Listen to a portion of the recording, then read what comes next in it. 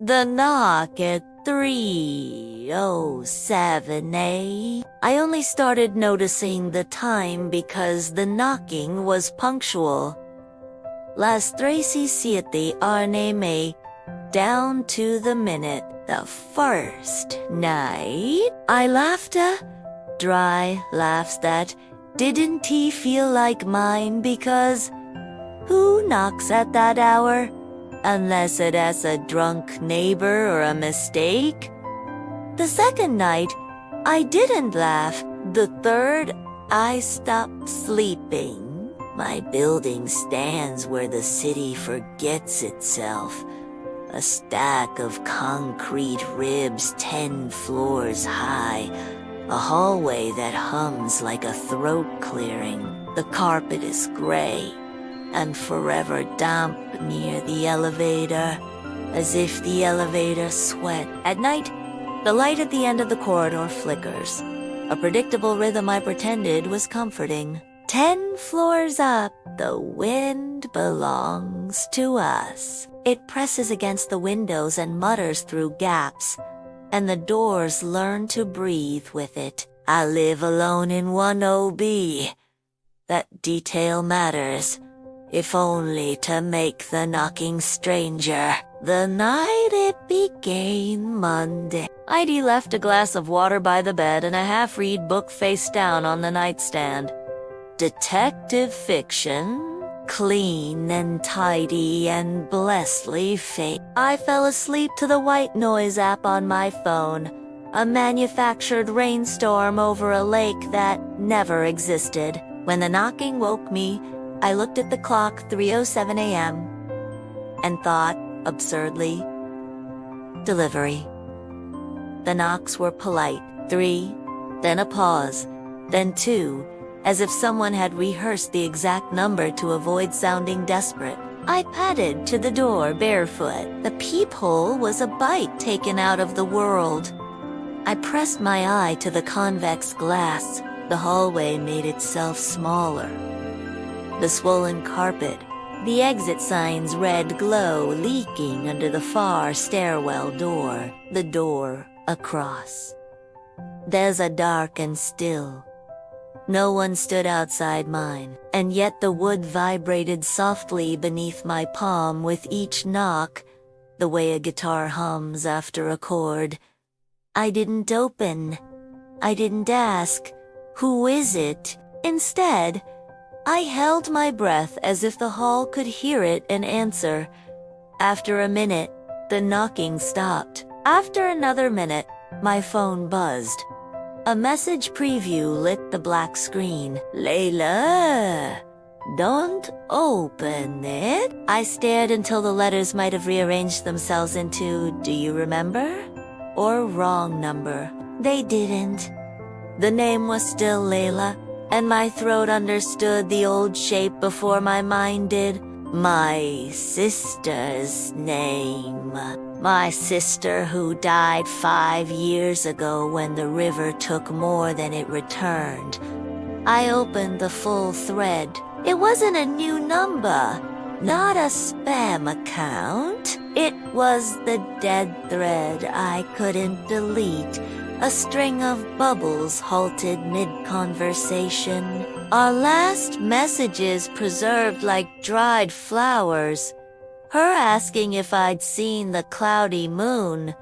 Me promising to meet her near the bridge, her typing indicator blinking. And never resolving. Now, a fresh message sat beneath those ghosts. Don't open it. Sleep had retreated to the corners of the apartment, a feral animal refusing to come near. I typed, "Who is this?" The bubble became delivered. Nothing came back. I waited until the silence grew cartilage and bone. When the cold finally reached my feet, I went back to bed and managed to be still long enough to fake rest. The second night, 3:07 arrived like a tide chart. 3 knocks. Pause. 2.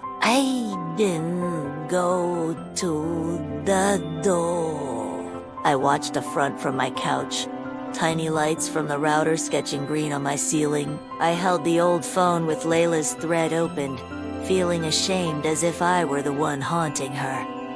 At the pause between knocks, the phone buzzed. "Don't open it."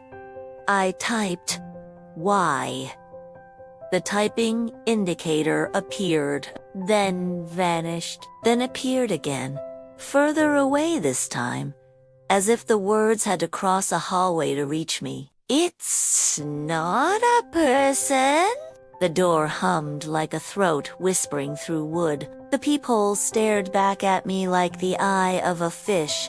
I thought of the detective novel, of how satisfying it is when clues assemble into a neat silhouette. A culprit stands, a confession blooms. This wasn't tidy.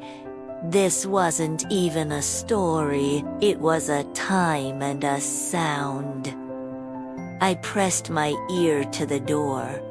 On the other side, breath, not human, not animal. A long, indifferent inhale that made my sinuses ache, like standing at the mouth of a tunnel and feeling the vacuum when a train has just left. My fingers took the chain and eased it, taut for comfort.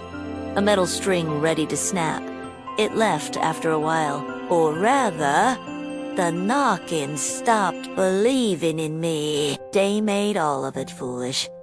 The world salted itself with commuters and coffee. I Googled the building, the floor plan, the landlord's name.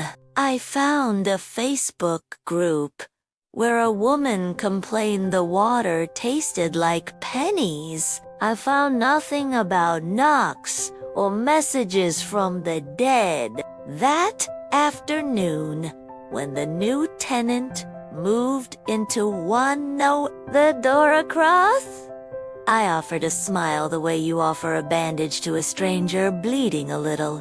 He was thin and tall, holding a plant that had been brutalized by the move until its leaves resembled tongues.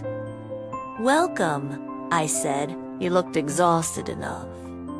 "To be honest, is it loud here? Only when it wants to be." He nodded like he understood. "I'm Ezra, Sam. I wanted to ask if he heard anything last night. I wanted to ask if he'd gotten any messages from impossible people.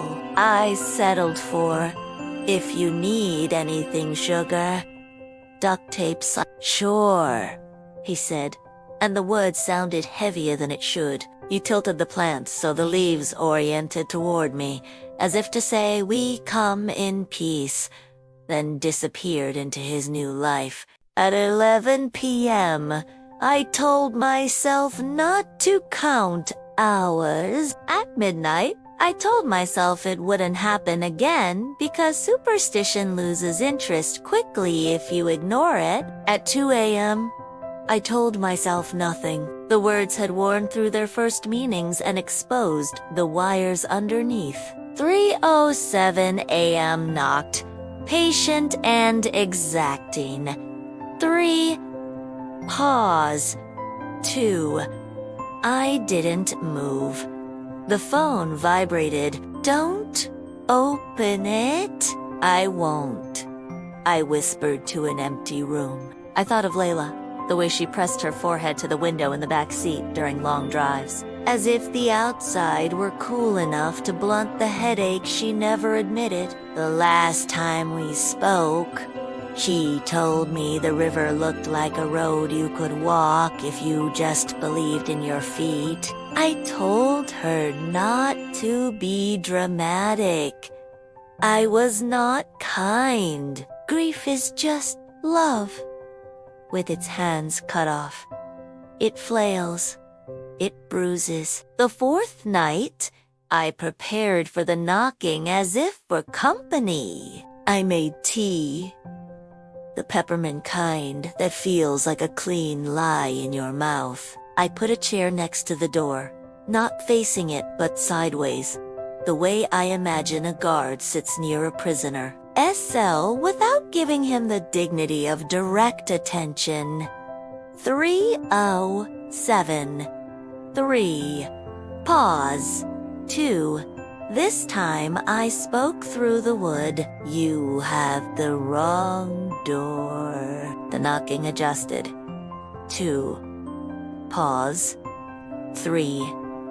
Not louder, just closer, like lips pressed to a keyhole. From the hall came a faint wet sound, not of rain, but of something remembering how to swallow. The phone buzzed. Don't open it, Sam. The first time the message used my name. In the old thread, Layla rarely typed my name. She wrote, hey, or you, or once, idiot, with a heart. Who are you? I typed, and the sentence looked belligerent even to me. Do you remember the game? Came back, quick.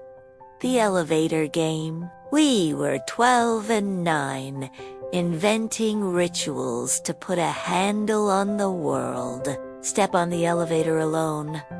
Press the floors in a sequence. If someone gets on, you fail. If no one does, the doors open to a hallway that almost but not quite belongs to your building. A copy, slightly wrong, where you must not speak to anyone you meet. The rules were nonsense, but they organized fear into steps, and children love stairs. You made the rules, I typed. I found them appalled. You broke them. The memory woke and sat up. The night with the elevator. Not a game. Not really. I shoved it back down. The knocking grew thoughtful, tasting each strike against the wood as if the grain had flavors. Sam, a voice, real and surprised, came from the hall. Ezra. I peered through the peephole and found his eye already there. A brown planet distorted by cheap glass. We recoiled like animals meeting at a water trough. Sorry, he said through the door. I, heard something. Are you okay? The etiquette of midnight makes politeness into a weapon. Sorry, I echoed. I thought I heard someone knock. His voice lowered. It's been every night. At the same time. He let the sentence sit, shivering with the cold. I heard your phone. Are you calling for help? I know. Wrong number. The lie tasted like old pennies. Right, he exhaled. If you need anything, sugar, duct tape, silence, I said, and heard the smile in his. He returned to 108. His lock turned like a small verdict. The hall quieted. The knocking didn't return that night. I slept, which means I dreamed. Which means I descended into a place where my mind forgot why we build doors at all. In the dream, the hallway stretched into a museum of itself, frame after frame of the same door, mine aligned like vertebrae. At the farthest end, the exit sign flickered, not red but a color I have no word for, as if someone had combined green and wet and leave into a single tone. I walked toward it forever and never arrived. Behind me, the knocking kept pace, polite. When I turned, there was no knocker, only the door standing in the hole, unhinged from the frame yet perfectly vertical. It had a peephole on both sides. I woke with sand in my mouth. The clock said 3:06 a.m. I lay there, feeling the second hand crawl its way towards certainty. 3:07. The first knock didn't come from the hole. It came from inside the apartment, soft and patient, from the bathroom door, which I was certain I had left open. 3. Pause. 2. My phone buzzed. Don't open it. The bathroom door stood a quarter-inch ajar, a dark crease in the air. I could see the edge of the mirror, the place where rooms learn to double. The hallway lights seeped under my front door like diluted blood. Every surface of the apartment produced a hum, as if attention itself is a frequency, and I had tuned to it by mistake. Stop! The word escaped me. Too human. The knocking paused, as if listening. I realized I wasn't breathing and corrected the oversight, and the sound of my inhale startled me loud wet. The bathroom knew the shape of my breath now. It could mimic it later. I slid off the bed and picked up the heaviest object within reach. The old detective novel. Ridiculous in the face of even modest danger. I held it like a shield anyway. My feet found the floor in careful syllables. I inched toward the bathroom. Something moved just beyond the door. Not a figure, but a change in the quality of dark. A thickness rearranging itself. I stopped and stepped back. My hand found my phone in Layla's thread. Tell me what to do. You remember? Came back? Don't talk to it. Don't listen if it speaks. If it tries your name, don't give it back. It will ask for a door. Don't give it a door. The bathroom had a door. All the doors in the world felt like mistakes. Suddenly, the knocking came again too. Then 3 as of drawing something on wood with blunt fingers. The air smelled faintly of river water, cold and metallic, like a coin in the mouth. I reached out and pushed the bathroom door shut. The latch settled with a small, decisive click that echoed far beyond its size. The apartment exhaled.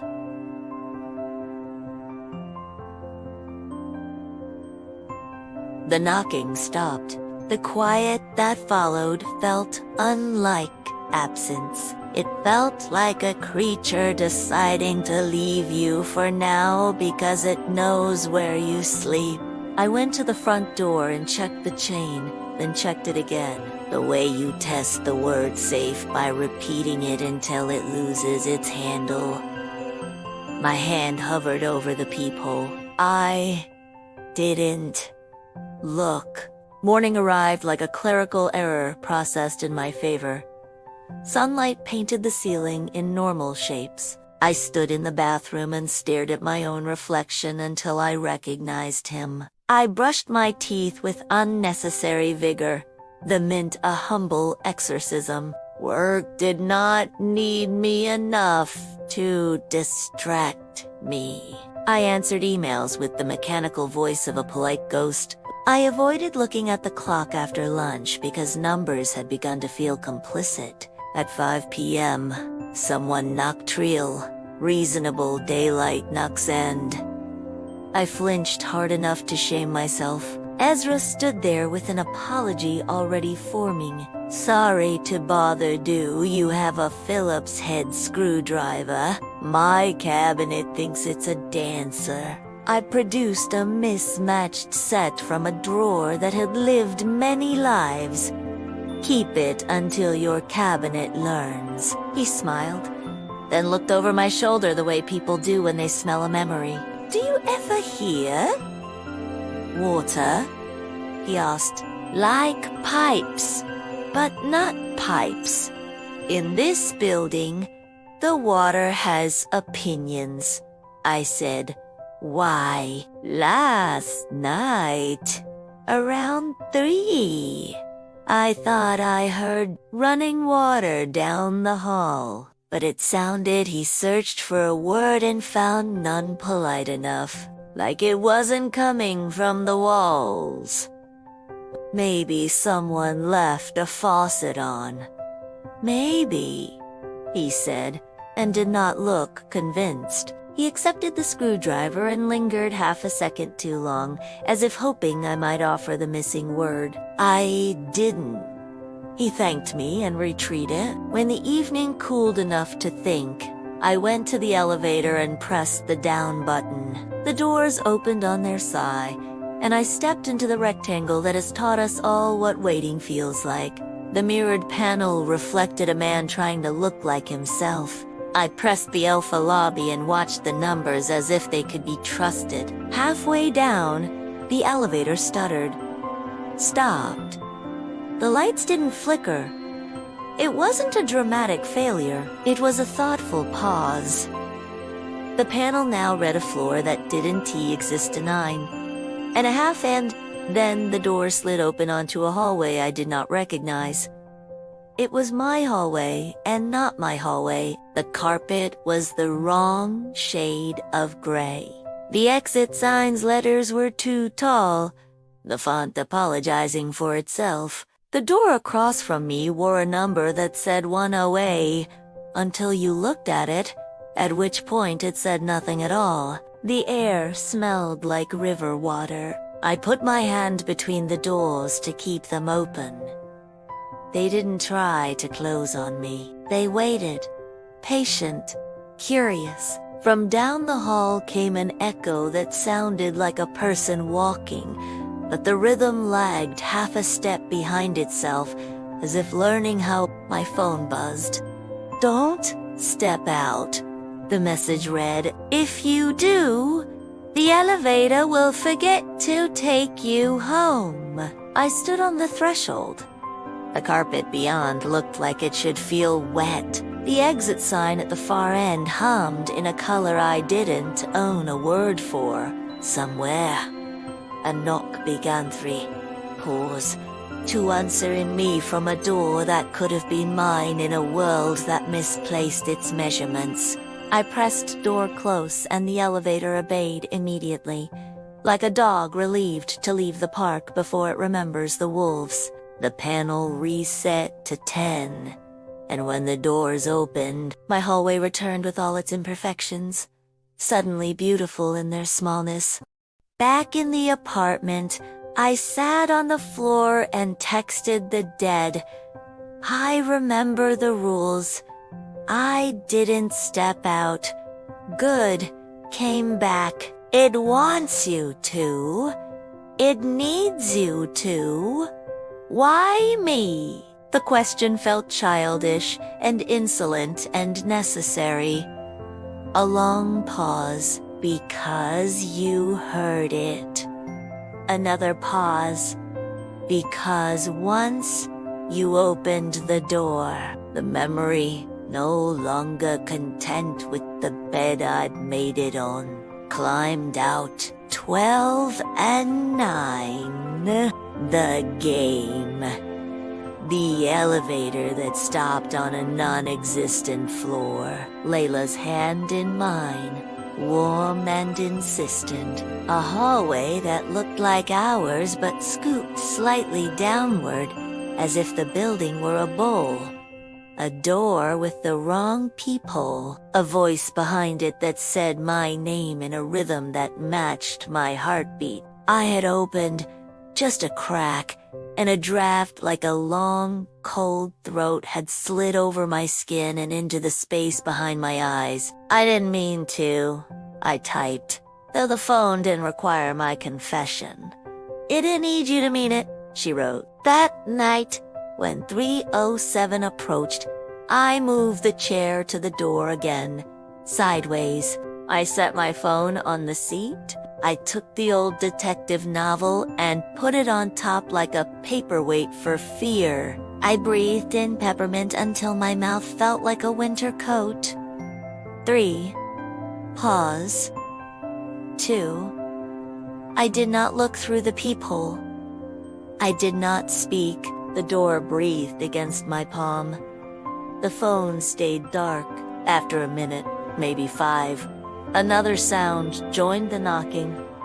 The distant, obedient hum of an elevator descending. The cables thrummed like violin strings. The doors somewhere down the hall opened with a soft bray. Footsteps.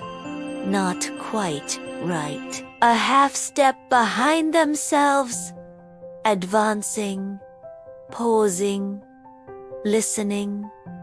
The carpet outside my door sank almost as if something had put its weight there and found the pile generous. "Sam," said a voice, and it was my sister's voice. Perfect! A museum-quality replica, and it knocked twice more like punctuation. I kept my mouth closed so hard my jaw clicked. The voice waited. It tried again, softer, disappointed, the way she used to say my name when I ate the last slice of cake we were meant to split. The footsteps shifted. The peephole darkened. Something stood too close to see. The apartment tightened, each object pulling toward the door as if drawn by a low tide. My phone buzzed. I let it. A small animal purring to itself. The message preview swam up through the dark. Good. Let it get tired. The knocking continued longer than it had any right to. When it ended the way a song ends in an empty room. Not abruptly, but by becoming part of the air. The footsteps withdrew. The elevator exhaled and rose. Only then did I look through the peephole. The hallway looked like itself.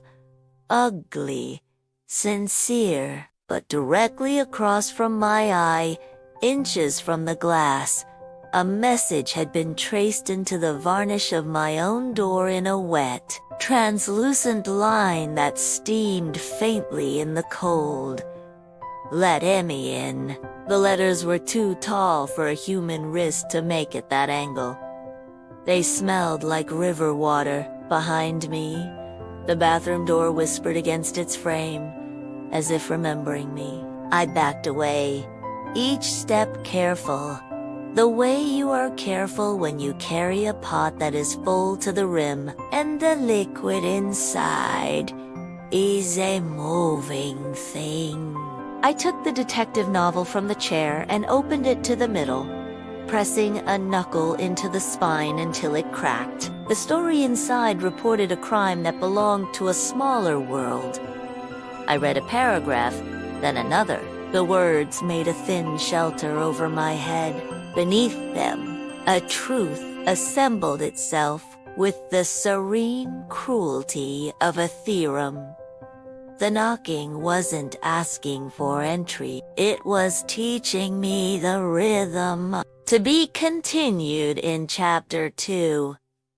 The elevator. The elevator always seemed harmless. A metal box, brushed steel walls, flickering fluorescent panel, the smell of detergent and rust. But I learned quickly that nothing is harmless at 3:07 a.m. Not even an elevator that had carried me to and from work for years without question. The first time it stopped on that other floor, the 9.5, I told myself it was exhaustion, a hallucination.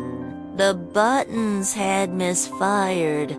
The lights had But denial doesn't last long when every night delivers the same visitor at the same minute, knocking a pattern that feels less like communication and more like instruction. The next evening, I stood in the lobby, pretending to wait for mail that never came. Ezra passed by, carrying another box of books into his apartment, and our eyes met with an unspoken pact. Neither of us was sleeping. "You felt it too," he asked quietly. "What?" "The elevator. It hesitates." I didn't answer. My silence was an admission. At 2:55 a.m., I stepped inside the elevator deliberately, as though daring it. The mirrored wall threw back a pale imitation of me. Eyes bruised with sleeplessness, hair limp with sweat. I pressed 10, but the numbers glowed wrong. My floor should have been simple. One of the 10 bones in the building's spine. Instead, the panel blinked. 9, 9.5, 10. My stomach dipped as though gravity had been rewritten. The door slid open. The hallway beyond looked familiar until I listened. The carpet muffled sound too perfectly. My footsteps seemed swallowed before they existed. The exit sign at the end pulsed faintly, as though breathing. And somewhere, down the length of this false corridor, came the faintest tap-tap knocks, with no door to explain them. My phone buzzed in my pocket. "Don't step out," I obeyed. My fingers stabbed the door close button, and the elevator sealed shut like a coffin. I rode back to my floor, gasping as though I'd surfaced from underwater. That day I told myself never again, but compulsion grows where fear lives, and fear was all I had left. By the 4th night, I was documenting everything. I drew maps of the hallway, sketched the strange marks left on my door. "Let me in," traced in something wet. I wrote the messages from Layla in a notebook, as if recording them could prove or disprove my sanity. Ezra noticed. "You're keeping notes?" he asked, leaning against my doorframe. "I need to know what it wants. And if it gets in, then maybe it stops knocking." He shook his head. "That's not what doors are for. They're not invitations. They're warnings." His plant, the one with battered leaves, sat behind him. Its stems were bending toward the hallway light, as though trying to escape the apartment altogether. That night, I made the mistake of standing in the elevator at 3:07 a.m. I thought, if it wants me, let's see how far it goes. The doors closed. The floor counter blinked. 10, 9. Una dos apart. The doors opened. This time, I stepped out. The air was heavy, damp as though the walls had lungs. The hallway was mine, yet not the same wallpaper, but faded. Peeling, the same carpet but soaked, squelching beneath my shoes. My door, 10B, waited at the end, but the peephole gleamed too bright, as if it were an eye reflecting me back. I approached slowly, every step a betrayal of the warning texts. The knock began from inside 3. Pause. 2. My own rhythm mirrored back. My phone buzzed. "Don't answer. Don't go further." But I couldn't stop. My hand touched the doorknob. It was wet. River water. "Sam." The voice behind it was my sister's. Perfect. Familiar. Wrong. I yanked my hand away. My chest burned with the pressure of holding in a scream.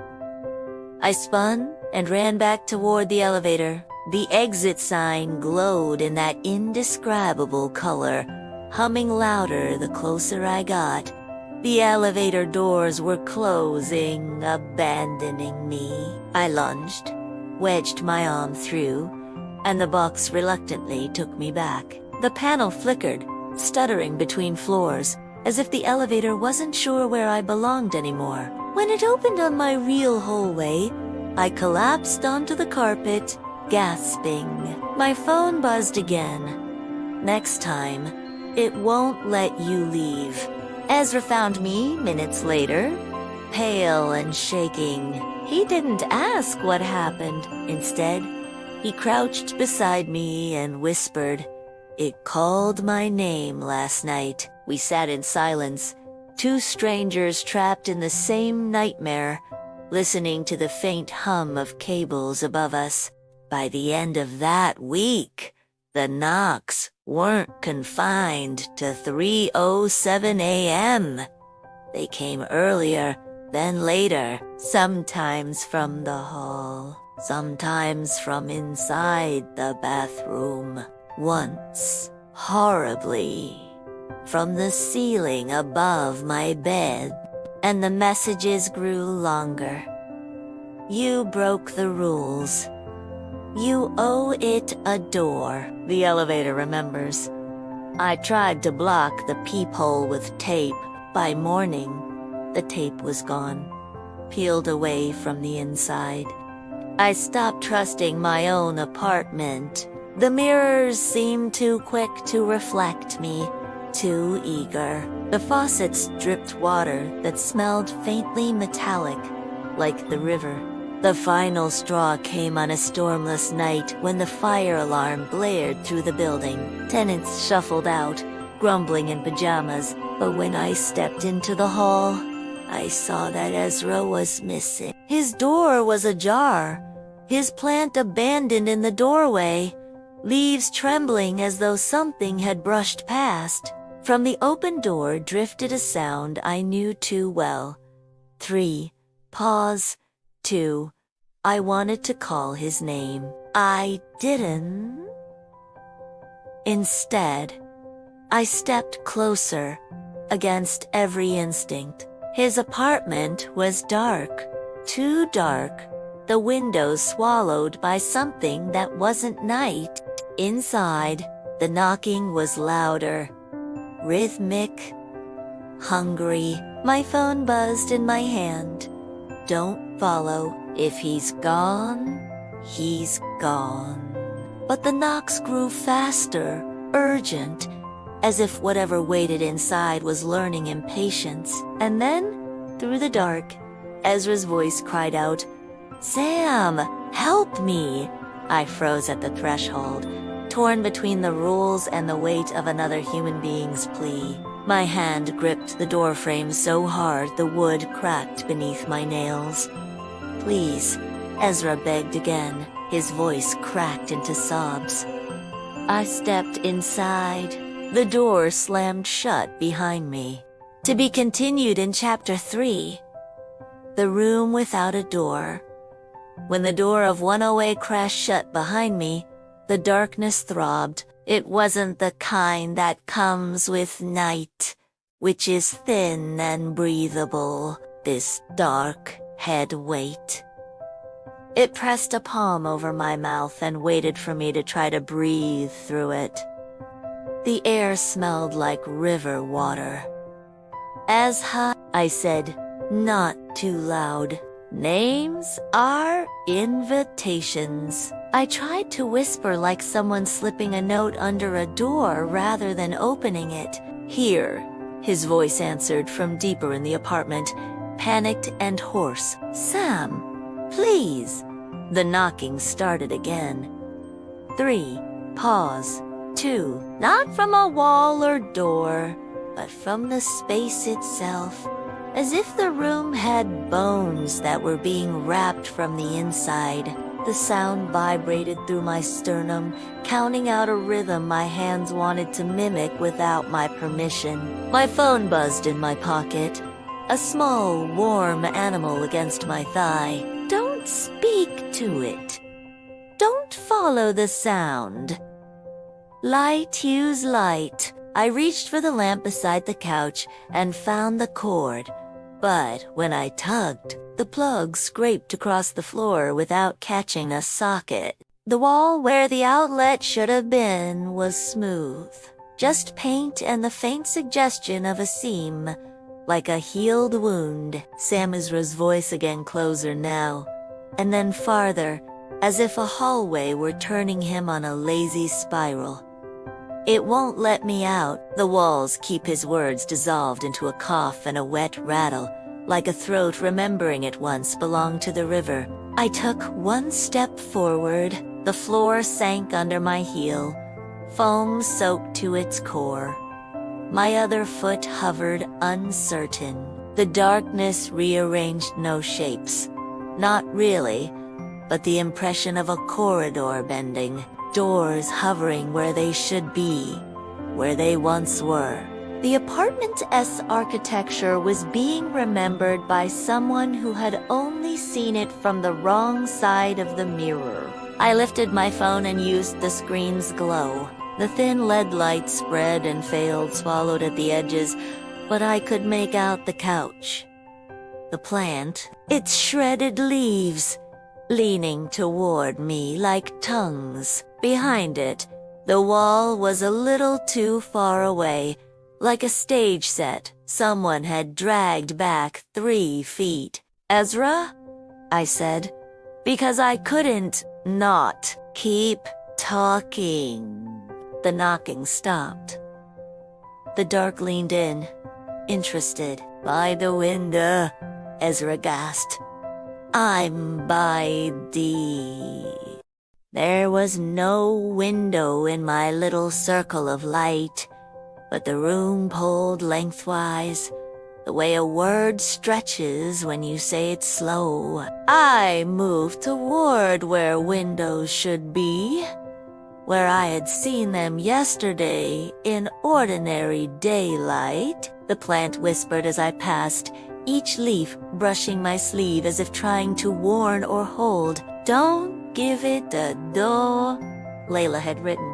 "It will ask for a door." What?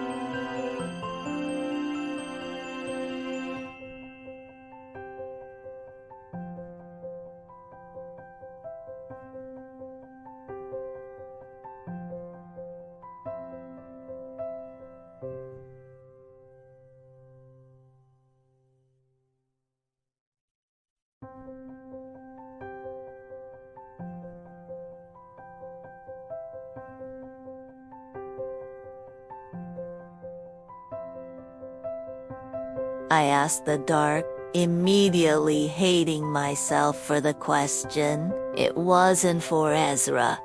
It was for the thing that bends rooms. The answer came as pressure, an exhale that filled the space behind my eyes. The phone went cold in my hand. Somewhere below us, the building's spine steel, cable, counterweight thrummed like a plucked string. The elevator was moving on floors that didn't exist. I found a wall. My fingertips slid across paint that had not quite dried. Tacky, too warm. The light showed a smear, pale, the color of river foam, drawn in tall letters, still wet enough to glisten. "This way." "Don't," I told myself aloud. Hearing my own voice made me feel less imitated. The paint letters steamed in the phone's pallid glow. Under them, scratched faintly with something sharp. Oh, a door? The knocking resumed, slow and patient, teaching. 3. Pause. 2. The rhythm wanted my hand to answer on the wall, to complete some small, ugly circuit. My knuckles lifted of their own accord. I put the phone between my skin and the temptation and pressed the cold screen to my bones. No? I kept talking because silence gives shape to the other voice. Ezra, listen to me. Move toward my voice, not the sound. Put your hand out. Find a corner. Corners are honest. He made a stranglet sound. It keeps changing, Sam. It keeps asking me where the door is. Like it's polite. Like it doesn't remember. A laugh ripped from him, hysterical and thin. Polite. Like a tourist asking for directions in a language it learned phonetically. I came to the place where the windows should have been. The curtains hung in perfect imitation, thick and heavy, but when I pulled, my fingers met the slick resistance of painted fabric. No seam, no glass. The outside had been painted shut by a patient, blind God. Back to the hall, I told him. Find the hall and we'll. The hallway was no longer where I'd left it. The front door must have been behind me. 3 strides and a reach. But when I turned, the room had added a length of itself, as if someone in a factory had pulled more of it off a roll. The couch was further, the plant smaller, the air wetter. Okay, I said, forcing breath, forcing order. Okay. Do you see your kitchen? The counter, the sink? He said, with relief that hurt. Yay, I hear. Water. Of course he did.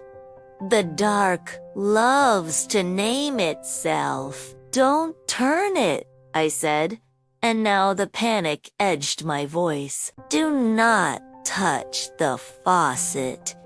Do you hear me?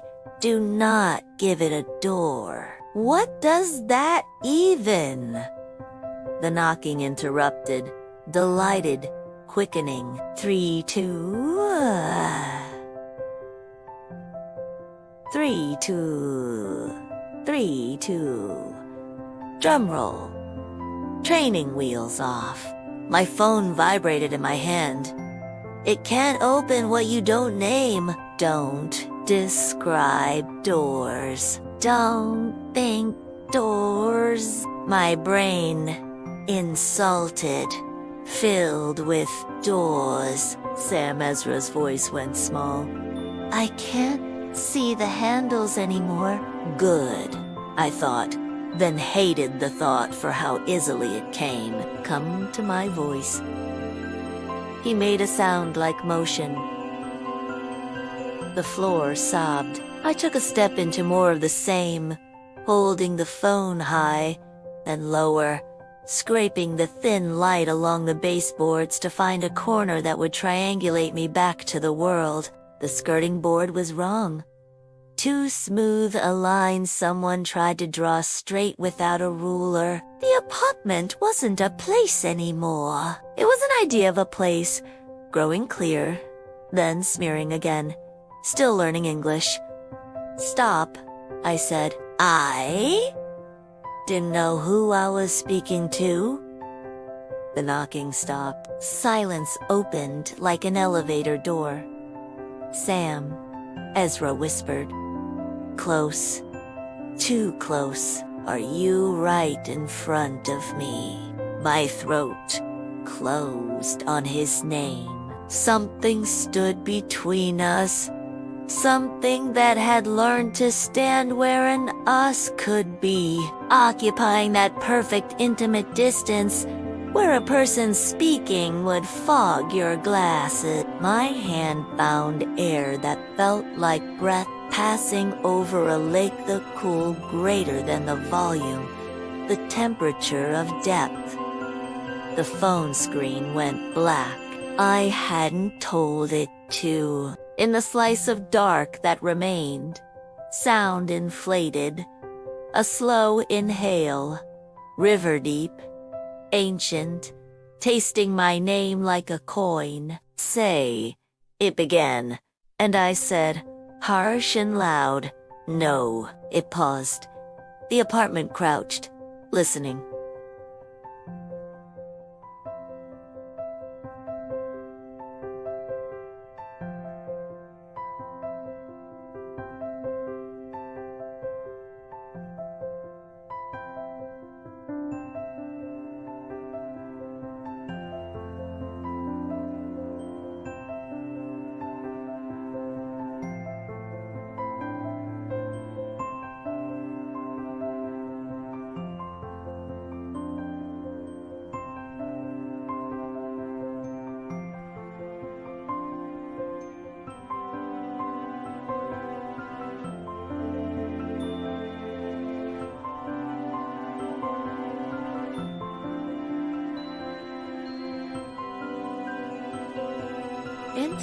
If you can hear me, say something only you would say.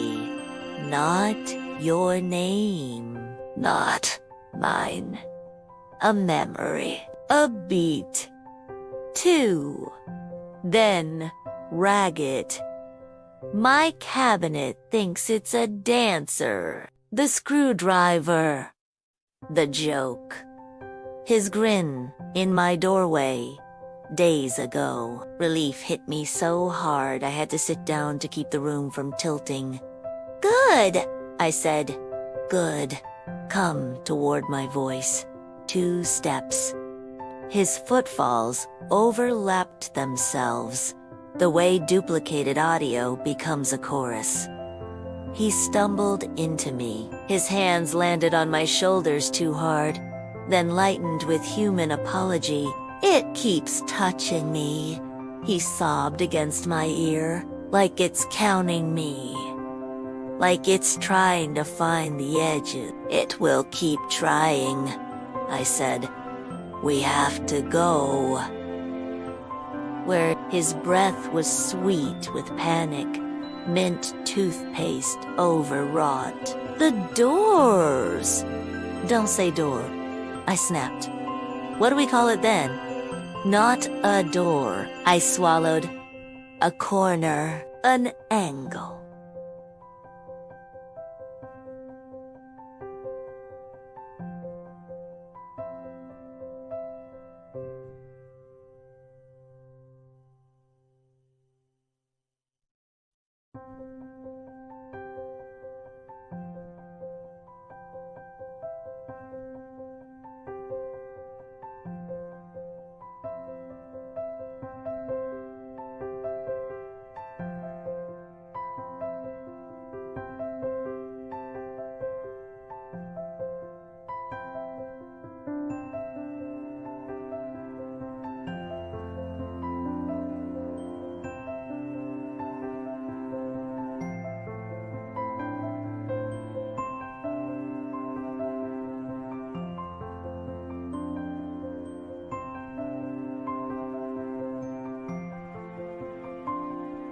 We moved together. His fingers dug into my sleeve, and that pain was so human I could have wept.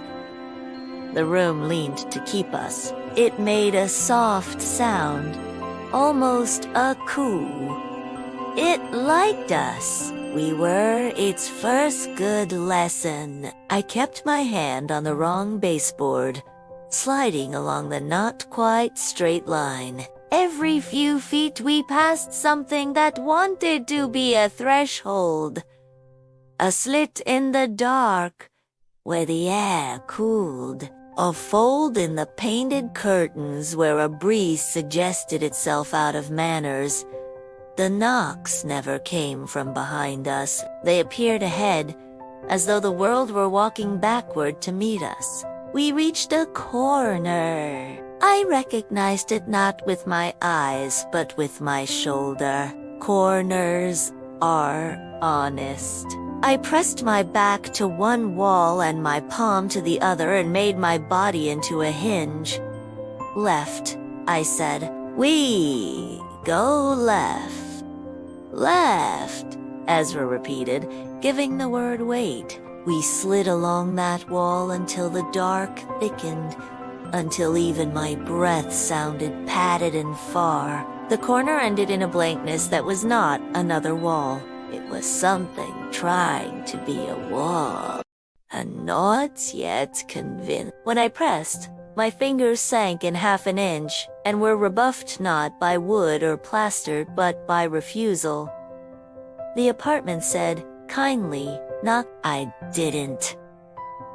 Ezra's hand twitched against my sleeve, eager to comply, to answer the lesson. I tightened my grip until he hissed. My phone, dead a moment before, woke and gave off a dim ghost light.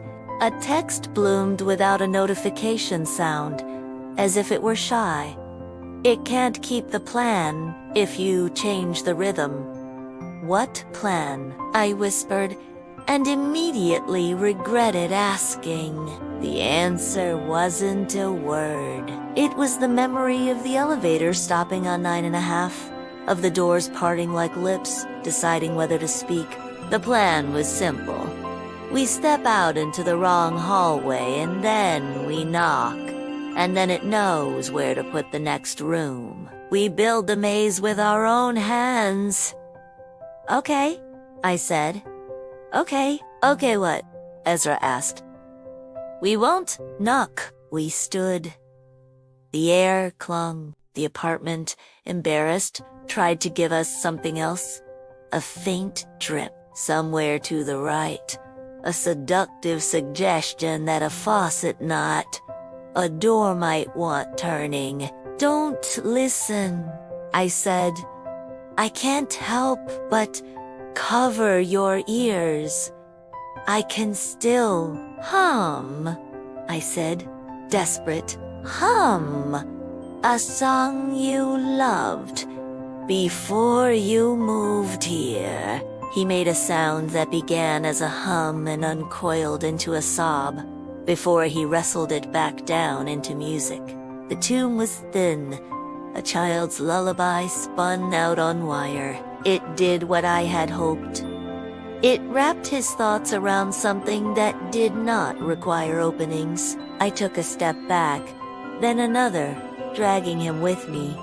Eyes useless, phone light hooded in my palm. The baseboard line reappeared, where it ought to have vanished. The room had grown another edge while I was looking away. Good. Let it lose track. Let it draw its own corners until it was all corner. And we were at the angle that didn't make sense to it anymore. We walked.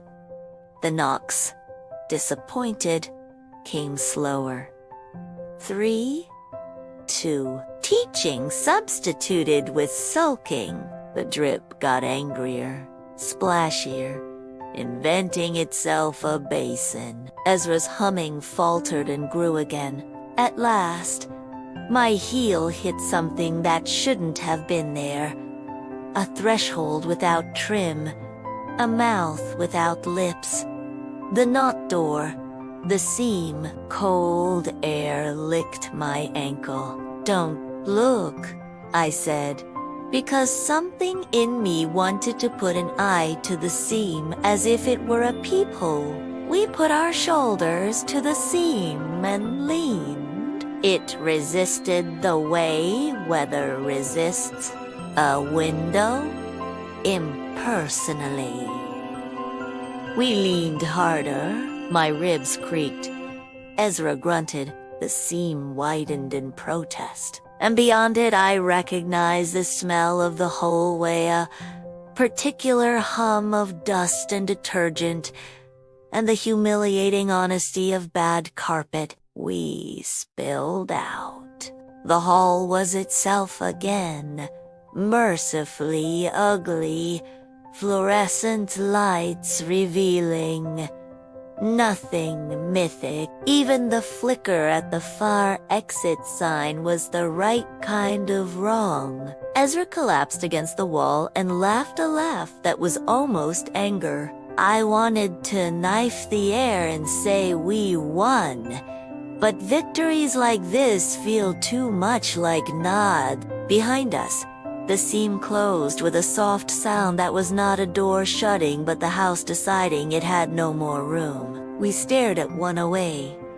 Its door, the real one, stood ajar, the plant shivering in its draft. Peering in, I saw a perfectly ordinary apartment.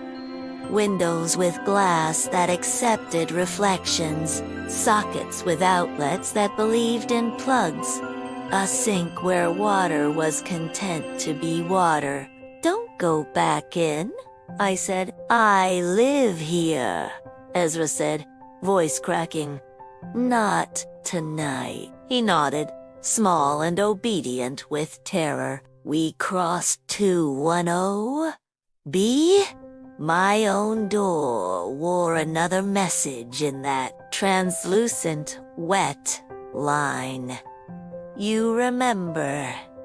It steamed in the hallway light, and the smell of river water rose like a bruise. I didn't touch it. I didn't even breathe near it. I went inside and shut the door gently and set the chain and set it again and set it a third time, superstition layering itself like paint. Ezra followed. He stood in my foyer as if he had just stepped off a boat that ought to have sunk. Couch, I said, pointing. Sit. He sat.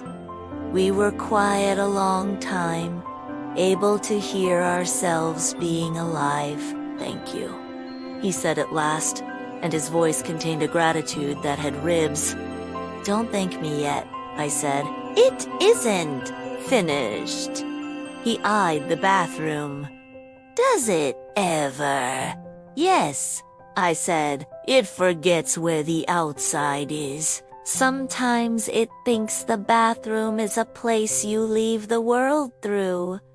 He shuddered. What is it? The detective novel lay on the coffee table, face down like a blacked-out witness. I picked it up and let the middle fall open, as if a printed world might anchor this one. It isn't a who, I said. It's a place that learned to knock. In the silence that followed, my phone buzzed. Ezra flinched. I looked. It's not done. It will try again at 3:07. It learns fast. Layla, I whispered, the name a stone I had been turning in my mouth for years. Smooth. Everywhere but the scar in the center. Who? Ezra asked. My sister, I said, or the shape the river uses to write to me. He said nothing. What could anyone say? We waited.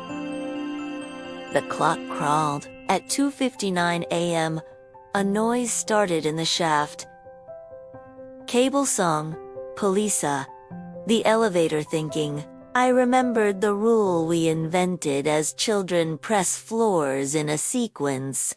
Don't speak, step out into the wrong hall. It had been a fairy tale, a dare, a way to make the building into a game board.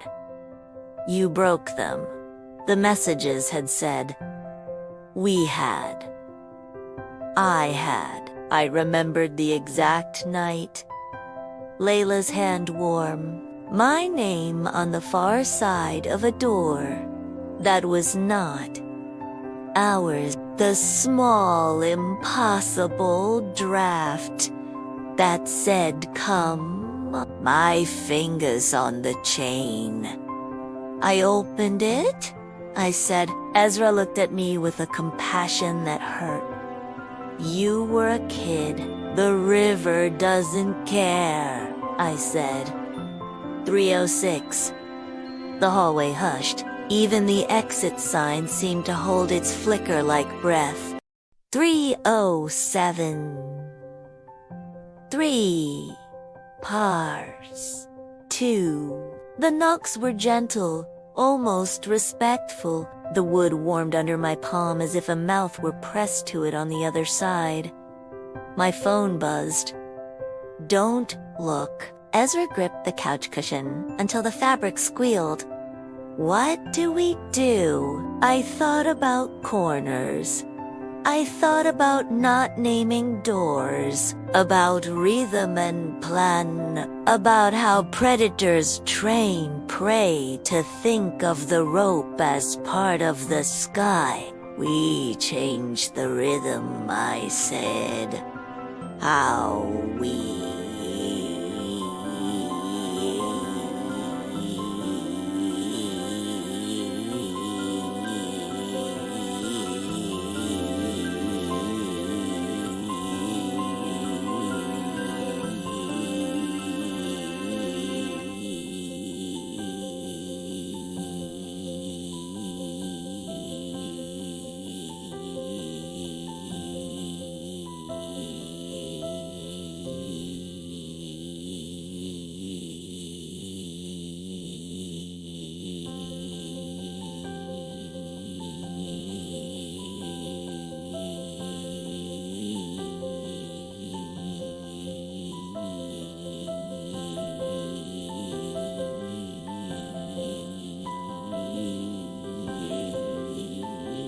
I stood and faced the door, not touching it, not leaning to give it the intimacy of my weight. When the knocks came, 3-2, I tapped the wall beside the door, 2-1 with my knuckles. Not a door, a wall.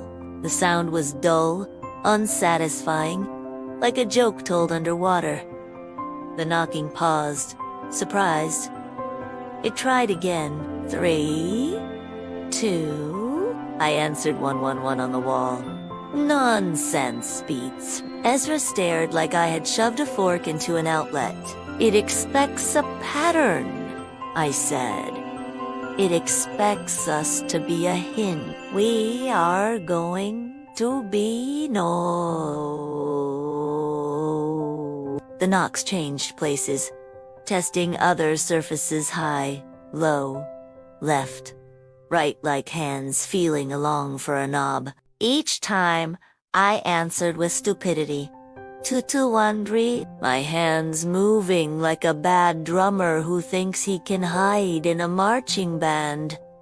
The apartment did not like this. The air went wrong, too thin in some places, too thick in others. The bathroom door sighed. The ceiling muttered. The peephole breathed against its glass. Sam, the voice said. And this time it wasn't the museum-perfect voice of my sister. It was my own voice, pitched a quarter step up, like someone playing a recording through a speaker with a crease in it. Sam, please, let me in. Ezra flinched, eyes on me, because the voice was me and not me. My mouth tasted like pennies. I tapped the wall 2-2 in answer. Stupid and stubborn. The knocks, irritated, moved to the bathroom. 3. Pause. 2. I ran and put my back to the bathroom door. It leaned into me with the entire weight of a place trying to become somewhere else. My spine sang. No, I said through my teeth. No openings. The knob turned beneath my palm, a dog testing a leash. I kept tapping the tile wall 111. Idiot code to nobody. Sam, the voice said again. Warmer now. A smile audible inside it. I made peppermint tea. The words nearly undid me. I had only made peppermint tea once during all this, but of course it had been listening, counting. It knew the props. It knew the set. Not a door, I told myself. and knocked the rhythm on the porcelain sink. The apartment hissed. The drain gurgled greedily, as if a mouth had been left open under the house, waiting for rain. The knock moved back to the front. Ezra had risen despite himself. He stood in the foyer, fists balled, legs braced as if waiting for a wave. "Get back," I told him. He didn't. He was shaking in a way that transformed him, as if fear had sanded him down to the part that was true. "Tell me the rule," he said. "Not to me, but to the room. Tell me your rule." There was no voice in answer. The rule manifested as the return of the pattern. Patient, the teacher who knows you will eventually learn because there is nothing else to do in a small room. 3. Pause. 2. Ezra laughed, a single short bark. "That's it." He struck the wall beside the door with his fist 4 times. "Here's mine." The apartment recoiled. The peephole let out a sound like a gasp through a narrow throat. The letters on the door you remember ran like rain, and then righted themselves again. Stubborn. My phone buzzed. "Good. Confuse it. It can align the rooms if it doesn't know where the door is supposed to be." "Supposed," I repeated. "Says who?" "Sam," the voice pleaded. Now an amalgam. My sister, me, Ezra, a chorus of polite strangers in the elevator asking lobby, all of them trying to put their hands on the same handle. "Please." I stared at the chain. I thought of 12 and 9. I thought of the river of forgiveness that never learned to put down its bucket, of grief's hands, cut off and still trying to hold. "What happens if we don't learn?" I asked the room. "What happens if you don't?" Silence. Then not a knock but a slide, as if something very large had leaned its head against the doorframe and pressed its ear to the building. The apartment sharpened. Every edge became a note in a chord I recognized without having heard. The elevator, the hallway, the exit signs humming color, the siphon of drains, the wind pressing its face to glass 10 floors up. The chord said, "This is all one thing. You live inside it." The chain lifted all by itself, a small upward tug. Once, twice, testing. I put my hand on it, light as if holding the wrist of a sleeping child. "No," I said. Not a scream, not a prayer, just a word like a stone. The chain settled. The elevator bell chimed. Not our building's bell. A gentler sound, deeper, older. I knew that tone. 9.5 had a bell of its own. Ezra whispered, "If it can't open ours, it will open something else." He was right. Down the hall, the elevator side, the doors parted somewhere out of sight. The air pressure shifted, hallway becoming a lung again. A cold, slow tide drew through the gap under my door, tasting the apartment, tasting us.